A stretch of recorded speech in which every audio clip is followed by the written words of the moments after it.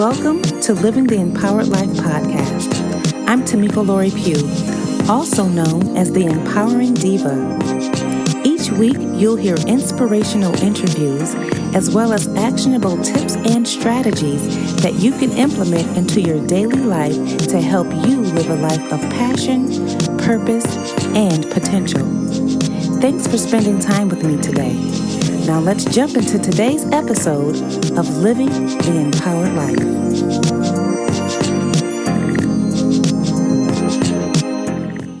Are you the go-to person in your group of friends? Do you have a zest for life and enjoy helping others reach their full potential? Do you feel a calling to make a difference in the world?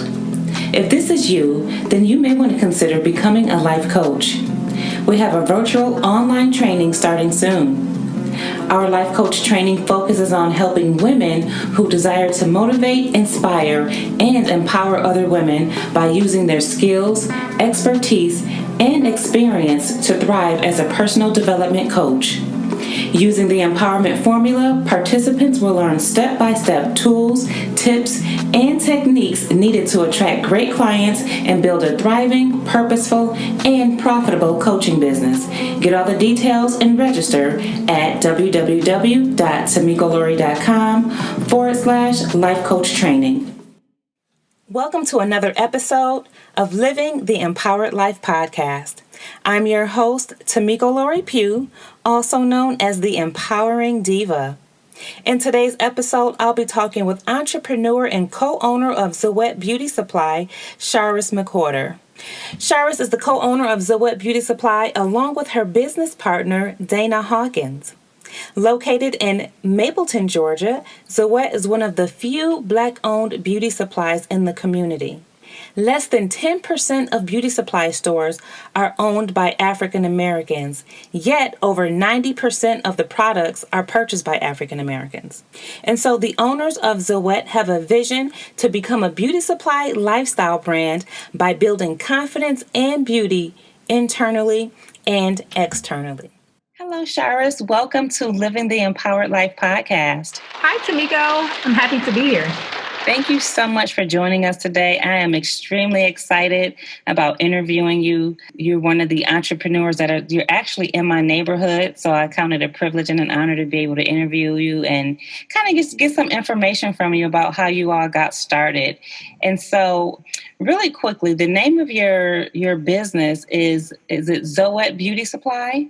It is. It's Zoet Beauty Supply. If anyone is wondering, it means sweet in Dutch. So it would be Sweet Beauty Supply. I love that. And you know what? You took the words right out of my mouth. I was just going to say, can you tell us what that means? So it means sweet. I love that. So tell me a little bit, what kind of sets Zoet Beauty Supply, what sets it apart from the other ones that are out there? Yeah, so we are one of the few Black-owned beauty supply stores. Actually, we're the only Black-owned beauty supply store in this area. Also, we pride ourselves in product knowledge. We pride ourselves in customer service, and we're very, very transparent with our customers. As we're new and we're growing, we will try our best to bring in the products that the consumer base is using in our area. I love that. I love that you talked about educating your customers and your clients, because oftentimes we go to beauty supplies stores to buy whatever it is that we need. And there's really not an educational process, or they're not of African American descent and they really can't tell us a lot about our hair. So I think having a Black-owned beauty supply is a plus to have in our neighborhood. And so for those of you who are listening, you may be from another state, another country. We are actually in the suburbs of Atlanta, Georgia. So this beauty supply store is located in Mapleton. Is that correct? It's Mapleton, or is it Austell? That's correct. It's Mapleton. I'm glad you asked. But for those people that are in Austell, that are in Smyrna, that are in Atlanta, so we're right outside of the Atlanta border. The 285 line is not even 2 miles away from here. We border both Austell, Smyrna, and Douglasville actually aren't very far at all. We're kind of in a little sweet pocket here is what we'll call it. Right. Perfect. And you have a business partner as well, right? Can you tell me a little bit about how you all came up with the concept for Zoet Beauty Supply? Absolutely. So I've known Dana actually for a very long time. We were brought together actually because of similar interests. And so our friendship grew and then our partnership grew after we realized we both were natural young Black women that sought after products in our communities. A lot of times we'd have a hard time finding some of the products that we needed. And a lot of the owners of the stores that we were going to, not many, if any at all, looked like us, and we noticed that they weren't as interested in meeting the needs of their customer base, which is normally us. They would put out the products, and basically you're stuck with whatever you get. And so, not that everyone's super duper insensitive or anything, but what better people to know and learn about what it is that we need than those of us who are actually using the products, those of us who are actually around people in our communities. And we wanted to learn and grow and be the suppliers or distributors rather of the products for our people. That is so awesome. I mean, I am highly impressed. I love that you talked about meeting the needs of the people. As entrepreneurs, I believe it's our goal. Our goal should be to meet the needs of the people and to meet the needs of the people that we're called to serve, no matter what level of entrepreneurship you're in. I know for me, I'm a life coach, and same goes for me, meeting the needs of the people, making sure I'm meeting the needs of my clients. So I think it's important, especially in the beauty supply industry, because again, we don't oftentimes we don't get that, or we feel uncomfortable or like we're being watched when we go, in other beauty supply stores. And again, them not really knowing how to address our needs. So I definitely commend you on taking the step towards entrepreneurship and doing something, investing in something that's really needed for our community. So kudos to you for that. Thank you. And thank you for sharing. Absolutely. Absolutely. So tell me a little bit about redefining the standards of the beauty supply industry. I know you talked a little bit about what sets you apart, but when you're redefining the standards, what does that mean to you? Yeah, redefining the standard. So there are a couple of different ways I could go when I think about this question. I think the main thing is that a lot of us go into the stores. I talked about our experience in the beginning, and we purchased about 90 something percent of the products in an industry such as this. But I think it's also important to have that presence behind the register and not just be the cashier, but to be an entrepreneur and to show other young Black girls and guys and other people of color and just people in general who don't think they have the opportunity to be on this side of the field. So I like, other than supplying the products, there's another piece behind the stage, and I want to be able to show us that it can be done. I want for people that have a desire to be entrepreneurs in this industry. I want to be role models. Well, Dana and I rather want to be role models for them, and we want to be able to show them how to get it done as well. So you're getting some interesting information before we've released it, but at some point in time, we're going to release a program to help other people that are interested in getting into the industry. We want to help them succeed at doing so. I love it. I absolutely love that. I think it's important that, when we're successful at something, that we go back and help those other people who are trying to do the same thing, or maybe they don't even realize that they can do it, right? So having someone like you take the charge and lead that call and helping other people to do what it is that you're doing. And being a Black business owner, it's not always easy. So I know in an industry that's rare for our race, and most of the customers, I think you said 90%, like we are like 90% of the industry.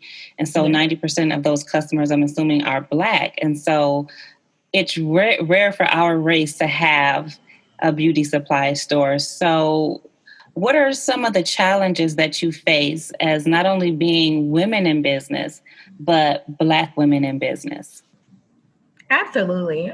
So the first part is, what do we face? What are some of the challenges that we face as women or Black women in business? Well, a lot of the people, believe it or not, you may see a lot of women there again in the stores or at businesses, but usually there's some type of point of reference or another face. Usually there's the man, either whether it be on the paperwork or it's a man signing the deals or a man doing the negotiations. I learned that. So I don't know if it's a cultural thing for other races, or if it's something that's industry specific or what. But I will say they're looking for someone else. In fact, just the other day, we had a guy come in. He's a distributor, I'm pretty sure, and he was trying to show us new products that their company was releasing. And so several times he said, "Hey, are you guys the owners?" Well, before he could make his presentation or show us the products, he asked us again, "So is it you? Are you guys the owners? Is it someone else?"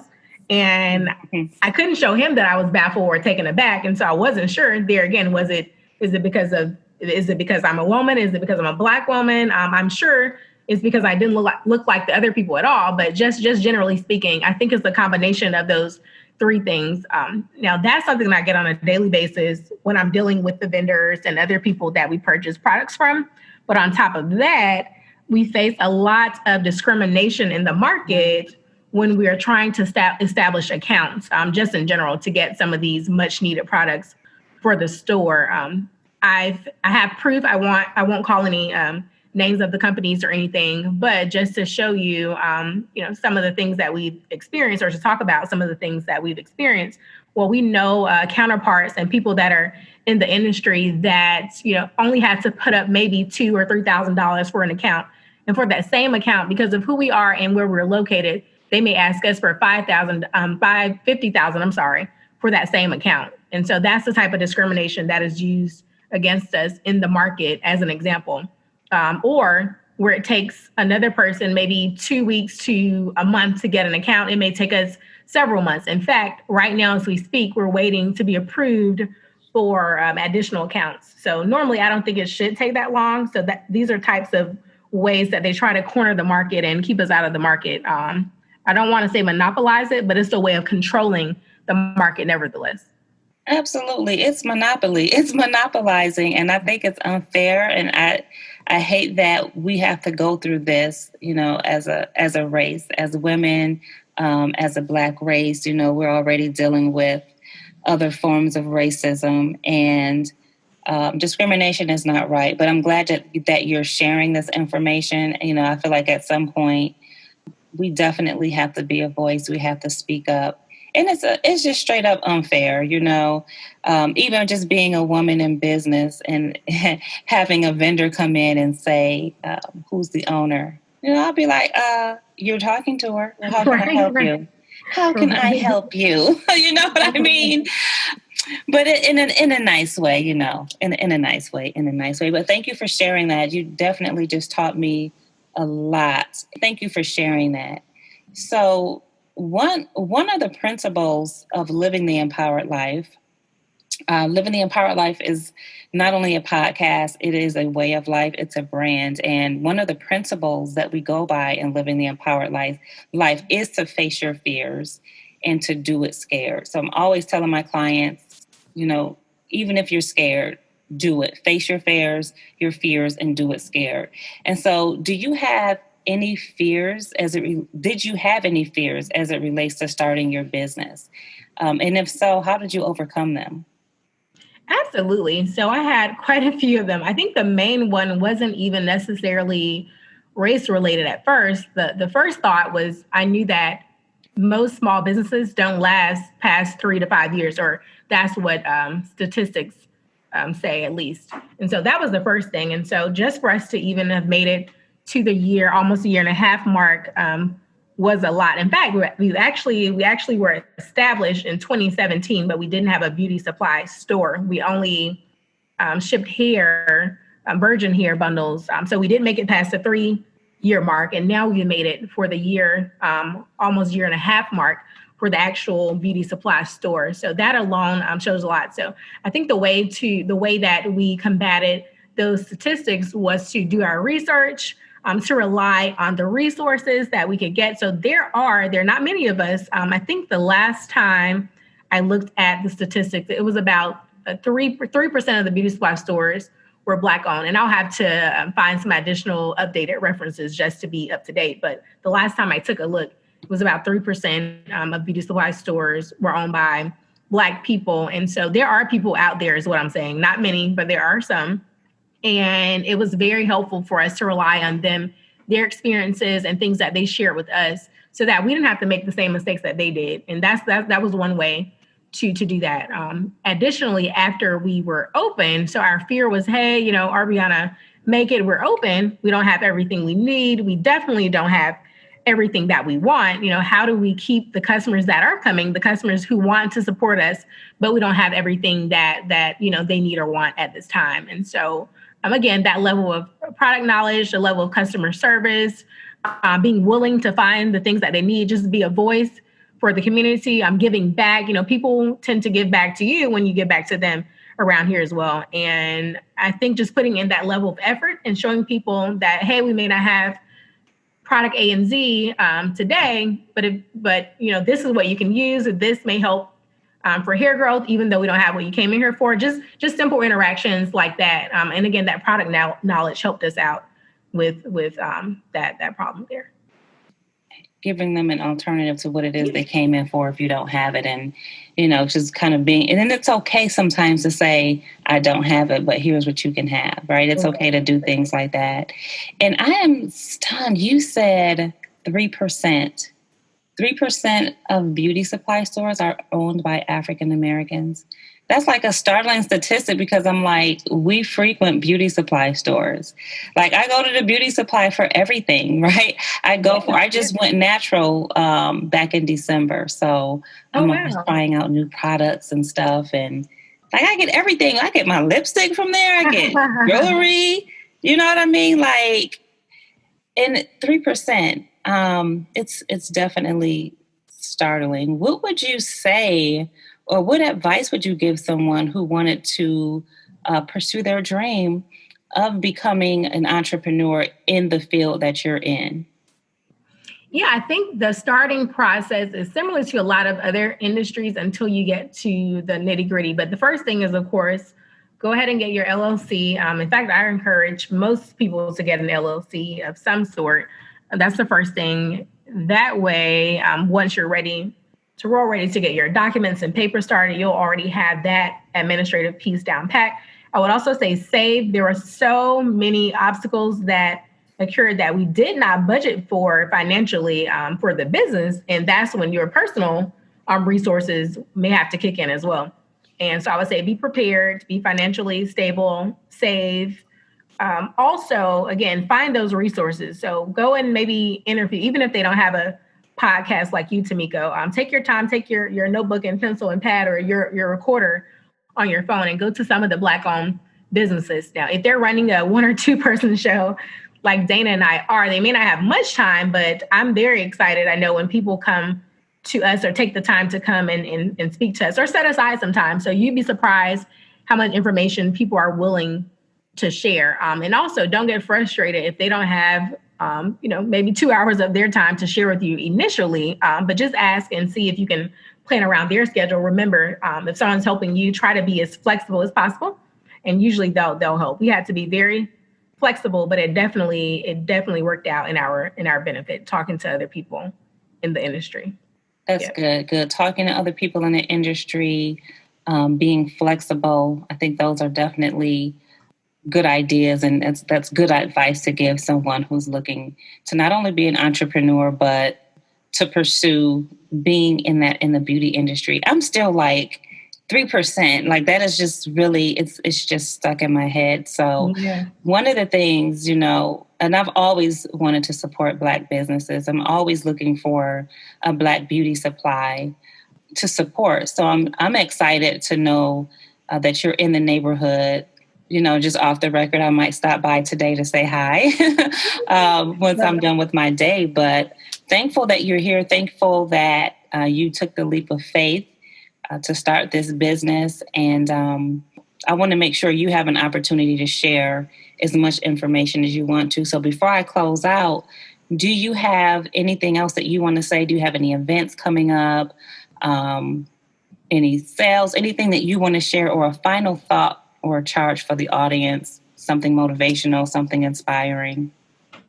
Absolutely. So as a reminder, we are here, Zoet Beauty Supply at 1025 Veterans Memorial Highway, Southeast in Mapleton, Georgia. For those of you that are driving, it is in the Publix Pavilion Plaza. For those of you that will be shopping online, is ZoetBeautySupply.com. That's zoetbeautysupply.com. You can also follow us for live updates for events, sales, and more on Instagram at Zoet Beauty Supply. So all of those are ways to keep in touch with us. Definitely come and give us a shout out. If you know anyone that's in the area, please send them our way. And I also just want to challenge the Black community in general to be intentional about where we're spending our dollars, whether it be us at the beauty supply store, our restaurants, or any local businesses, online businesses, or whatever. Let's be intentional about spending our money in our communities. That's the main thing that I wanna highlight today. Thank you for that too. Being intentional. So being intentional about supporting our own, being on purpose about supporting our own, I think is so important. Even if it causes you to have to be a little uncomfortable or go out of the way, I think it's important that we support our own, especially in the times that we're in now. We definitely have to stick together. But I wish your business, I pray prosperity over your business. Hopefully, you'll expand to different areas. We'll see Zoet Beauty Supply on the east side, on the west side, and all of that great stuff. I really enjoy getting to know you and finding out more about this beauty industry where we're only 3% in there. So thank you again for being my guest, and have an amazing day. Thank you so much, Tamiko. You as well. I hope to see you soon. Thank you for tuning in to today's episode of Living the Empowered Life podcast. I hope that you enjoyed my conversation with my wonderful guest, Charis McWhorter, and that you were able to draw some inspiration as you continue your journey of living an empowered life. And remember, start where you are, use what you have, and do what you can. What if you can make a difference in the world using your expertise, your experience, and your story? When you write a self-help book, you have the power to help other people address their most pressing personal and professional issues while also finding your success as an author. If you're a survivor of life's adversities, if you have an expertise or experience that can make a profound impact on the world, then I invite you to register for my free training, How to Write a Self-Help Book in 30 Days. In this free training, you'll learn the 5 keys to writing a successful self-help book, how to craft an outline, how to create a writing schedule, and actually stick to it. You'll also learn how to brainstorm book ideas using your personal story, your expertise, and your life experiences. This training is free, but you must register at tinyurl.com/author training. So ladies, listen. It's time to discover and live your life purpose. It's time to value yourself. It's time to set goals that are going to move you forward in life. It's time to rebuild your confidence. It's time to fearlessly walk in your authentic power. And ladies, it's time to live the empowered life.